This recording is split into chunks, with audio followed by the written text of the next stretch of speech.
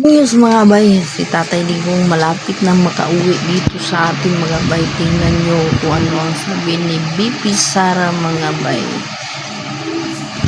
Forward actually na mag-mayor. Kaya nga sabi niya kanina yan, sabi niya, hindi pa naman ako mayor, so dito lang muna ako. So di po yun maapektuhan yung kanyang candidacy of him being here. Oh, he's only an accused, and an accused is presumed innocent until proven guilty. So, masyado pa tayong malayo doon sa he's a convict. So the target is to bring him home before the elections. The target is to bring him home today, pero as we all know, it takes a lot of paperwork. Pero kadalang BP, ma-absent ba siya September sayang gas? Hindi na, Wala. Dili pa ko makatubagana. Dili mo ganahan nga din siya sa inyo, ha?